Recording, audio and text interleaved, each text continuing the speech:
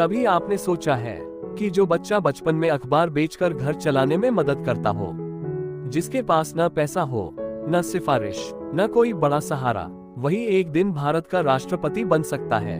अगर यह कहानी किसी फिल्म में दिखाई जाती तो लोग कहते ज्यादा दिखा दिया, लेकिन ये कोई फिल्म नहीं, ये डॉक्टर अब्दुल कलाम की सच्ची कहानी है। संघर्ष, संकल्प और सपनों की कहानी। 15 अक्टूबर 1931 को तमिलनाडु के छोटे से शहर रामेश्वरम में जन्मे। कलाम का बचपन अभावों में बीता। पिता नाव चलाते थे, माँ घर संभालती थी।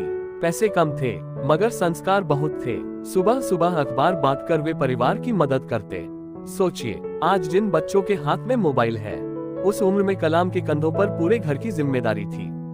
फिर भी न शिकायत, न शिकवा, बस आगे बढ़ने की लगन। पढ़ाई उनके लिए मजबूरी नहीं, साधना थी। वे टॉपर नहीं थे, मगर सीखने की भूख अपार थी। फीस और किताबों की कमी रास्ता रोकती रही, पर हौसला नहीं टूटा। उन्होंने पढ़ाई नौकरी पाने के लिए नहीं, देश के काम आने के लिए चुनी। यहीं से उनके सपनों को दिशा मिली। हवाई जहाज, रॉकेट और अंतरिक्ष। कलाम ने ठान लिया था, अगर भारत को मजबूत बनाना है तो विज्ञान में आगे बढ़ना होगा।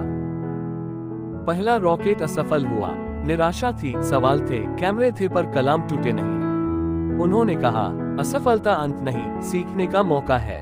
अगली कोशिश सफल हुई। यही फर्क होता है हार मान लेने वालों और सीख कर उठ खड़े होने वालों में। आगे चलकर अग्नि, पृथ्वी, आकाश और नाग ये सिर्फ मिसाइलें नहीं थी, ये भारत की सुरक्षा और आत्मविश्वास थी। दुनिया ने समझ लिया, भारत अब कमजोर नहीं, भारत खुद खड़ा है। तभी तो उन्हें मिसाइल मैन ऑफ इंडिया कहा गया। 1998 के परमाणु परीक्षणों के बाद दबाव आए, प्रतिबंध लगे, पर भारत डरा नहीं।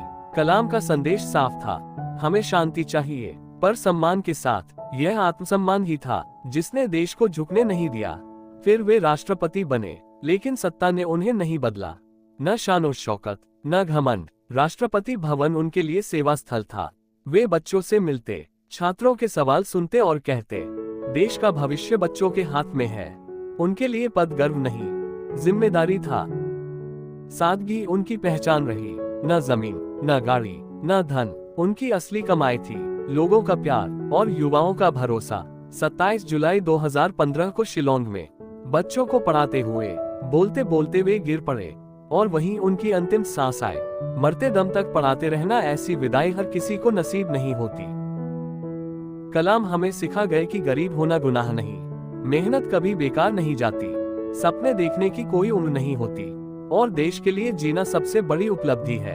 आज अगर आप परेशान हैं, कर्ज में हैं, हालात कठिन हैं, तो कलाम को याद कीजिए।